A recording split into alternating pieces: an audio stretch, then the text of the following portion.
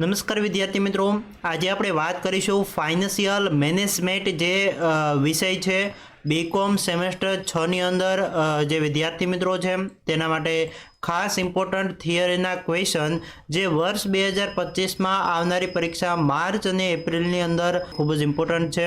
Total 70 માર્કના પ્રશ્નો છે. ચાલો શરૂઆત કરીએ. વિદ્યાર્થી મિત્રો, આ જે ક્વેશ્ચન પેપર છે ને તે વર્ષ 2024નું ક્વેશ્ચન પેપર છે. આપણે વાત કરીશું પ્રશ્ન નંબર 1ની, જેમાં કાર્યશીલ મૂડી સંચાલનનો અર્થ આપી, એટલે કે કાર્યશીલ જે મૂડી છે તેના સંચાલનનો અર્થ આપવાનો છે, તેની જરૂરિયાત શું છે અને તેની ઉપયોગિતા શું છે તે સમજાવવાનું છે. પહેલો પ્રશ્ન એ છે કાર્યશીલ મૂડીનું જે ચેપ્ટર છે તેના ઉપરથી લીધેલો છે. ક્વેશ્ચન નંબર 1 છે તે 20 માર્કનો ક્વેશ્ચન છે અને આની અંદર જ અથવાની અંદર પૂછેલો છે એક પ્રશ્ન કે પ્રશ્ન નંબર 1 કાં તો તમે આ લખી શકો કાં તો આ લખી શકો. ક્વેશ્ચન નંબર 1 છે અથવાનો, તેની વાત કરીએ આપણે તો કાર્યશીલ મૂડી સંચાલનના પ્રકારો કઈ છે. ઓકે, પ્રકારો અને તેને અસર કરતા પરિબળોની ચર્ચા કરો અથવા સમજાવો તેવી રીતે પૂછ્યું છે. એટલે ઓવરઓલ પ્રશ્ન નંબર 1 છે ફાઇનાન્શિયલ મેનેજમેન્ટની અંદર તે કાર્યશીલ મૂડીમાંથી પૂછાવાનો છે.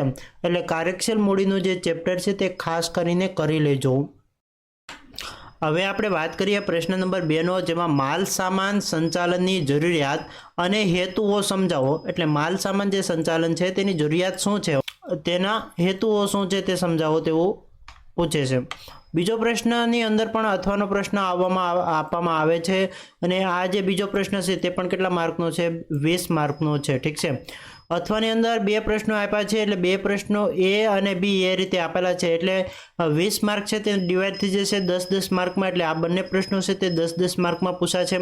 પહેલો પ્રશ્ન આપણે જોઈએ એનો તો માલ સામાન સંચાલનના ફાયદાઓ સમજાવો. એટલે માલ સામાનનો જ પૂછેલો છે. બી જોઈએ આપણે તો માલ સામાન સંચાલનની એબીસી પદ્ધતિ, ખૂબ જ ઇમ્પોર્ટન્ટ પદ્ધતિ છે. ઓકે, એબીસી પદ્ધતિ સમજાવો. એટલે ઓવરઓલ પહેલો જે પ્રશ્ન પૂછાણો જે ફાઇનાન્શિયલ મેનેજમેન્ટની અંદર તો તે છે કાર્યશીલ મૂડીનો, અને બીજો જે પ્રશ્ન પૂછાવાનો છે તે શેમાંથી પૂછાશે તો માલ સામાન સંચાલન ઉપરથી પૂછાશે. ઠીક છે. આગળ વાત કરીએ આપણે પ્રશ્ન નંબર 3ની.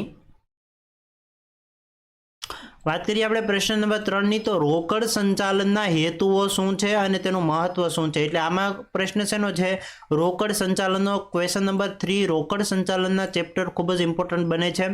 અથવાની અંદર એવો પ્રશ્ન આવી શકે કે પ્રશ્ન નંબર 3 રોકડ અંદાજપત્ર વિશે વિસ્તૃત ચર્ચા કરો. એટલે જે ત્રીજો પ્રશ્ન છે તે શેનો છે? રોકડ અંગેનો છે. આગળ વાત કરીએ આપણે ક્વેશ્ચન નંબર 4નો. ક્વેશ્ચન નંબર 3 અને 4 છે તે 15-15 માર્કમાંના પ્રશ્નો આવશે. હવે 4 છે તે લેણા સંચાલનના કાર્યો અને તેનું મહત્વ સમજાવો તેવો રીતે પ્રશ્ન પૂછેલો છે કે લેણા સંચાલન છે તેના કાર્યો શું છે અને તેનું મહત્વ શું છે. એટલે કે વર્ક અને ઇમ્પોર્ટન્ટ શું છે તેનો અંગેનો પ્રશ્ન તમને પૂછી શકાય છે. ક્વેશ્ચન નંબર 4ની અંદર પણ અથવાનો અંદર પ્રશ્ન આવે છે, જેમાં પ્રશ્ન નંબર 4 છે શાખ નીતિ એટલે શું. ઓકે, એટલે શું તેનો અર્થ આપવાનો છે. ત્યાર પછી શાખ નીતિના પ્રકારો સમજાવો, આ પ્રશ્ન પણ પૂછાઈ શકે. એટલે જે ઇમ્પોર્ટન્ટ પ્રશ્ન છે તે તમારી સાથે શેર કર્યા છે. હવે આપણે પહેલેથી આપણે જોઈ લઈએ કે વોટ ઇઝ ધ ઇમ્પોર્ટન્ટ. તો કાર્યશીલ મૂડીનું ચેપ્ટર જે પહેલું છે તે ઇમ્પોર્ટન્ટ છે, કાર્યશીલ મૂડીનું ચેપ્ટર. ઓકે, તેમાં પહેલો પ્રશ્ન આવશે. બીજું શું આવશે તો માલ સામાન સંચાલનનું જે ચેપ્ટર છે તે ઇમ્પોર્ટન્ટ છે, બીજો પ્રશ્ન તેમાંથી આવશે. ત્રીજો પ્રશ્ન છે તે રોકડ સંચાલનનો છે અને બીજો શેનો છે? રોકડ અંદાજપત્રનો છે. તો તે પણ કરી લેજો, ખાસ કરીને તે પણ પૂછાવાની શક્યતા છે. ત્યાર પછી ચોથો પ્રશ્ન છે લેણા સંચાલન અને બીજો છે શાખ નીતિ. એટલે આ પણ ખૂબ જ ઇમ્પોર્ટન્ટ ક્વેશ્ચન છે, ખાસ કરીને કરી લેજો. હાલ મિત્રો, આજના વિડીયોમાં બસ આટલું જ. આ વિડીયો સારો લાગ્યો હોય તો એક લાઇક જરૂરથી આપી દેજો.